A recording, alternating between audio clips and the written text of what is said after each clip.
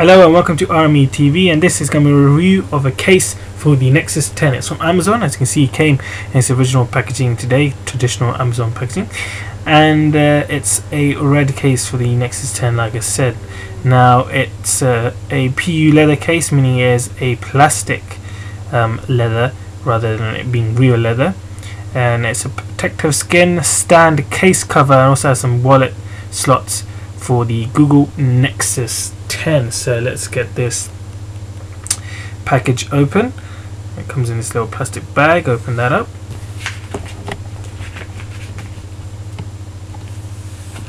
As you can see, there we go.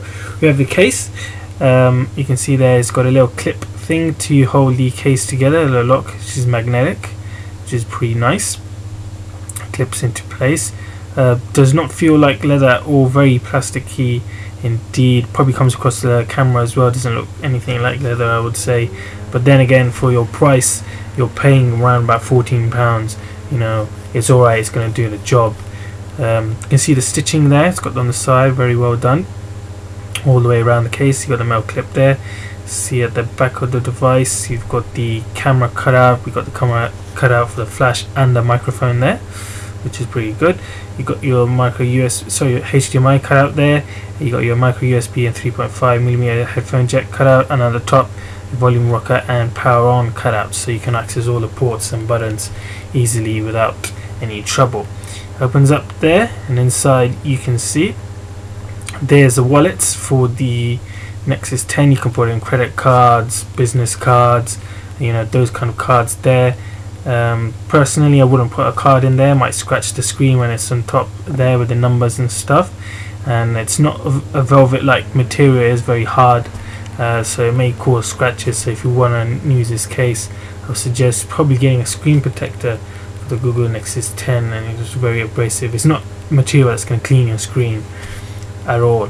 So there's the little flap, so you can put in credit cards and stuff. Why you want to do that, I don't know, but it is a feature available part of this case.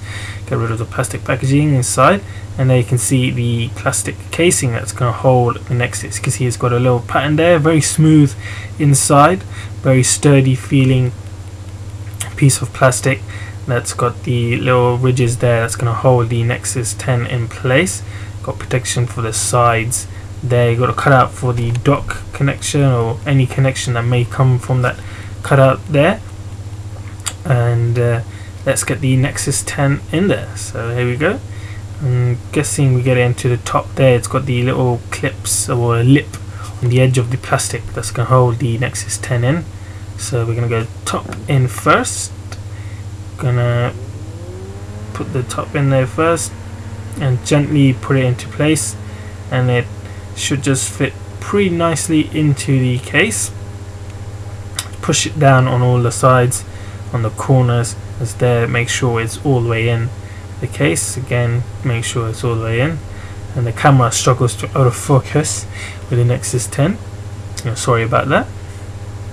And there you go, you can see it's all the way in. You've got the little edge that keeps it in place, which is pretty good. On the corners there, you've got the protection if you were to bang it or anything like that. It's not going to give you protection from great heights when you drop it. And then you can close it and put the clip, magnetic clip, and it keeps it pretty nice and secure and safe for anything dropping on top.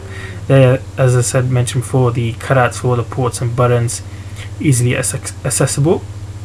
A microphone, flash and camera port there fits perfectly around the camera. And there's the micro HDMI out as well, so you can use it as you would without a case. So open the magnetic flap there. One thing I have noticed though is this magnetic flap, if left alone, may hit the screen, could scratch it, could damage it. So you could easily push that out of the way, and you can fold it behind the device, as I'll show you now, as you can use it as a stand. You can fold the device, the flap behind it, as you wouldn't want to leave it as it is like that. Luckily, because it's magnetic, you can just bend it over behind. It'll clip to the back of the case, and it'll make your case look pretty clean and protect your screen.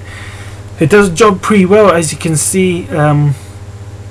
Great for typing, great for viewing TV on, to get you a closer look of the angle. It just sits perfectly well in between the case there, and the camera again struggling to autofocus. You see the angle there, it's perfect angle for viewing, perfect angle for typing. It's going to move anywhere. That strip behind is going to make sure the Nexus doesn't move anywhere while in this position. As you can see, it's in a pretty good angle for viewing and typing, looking pretty stylish.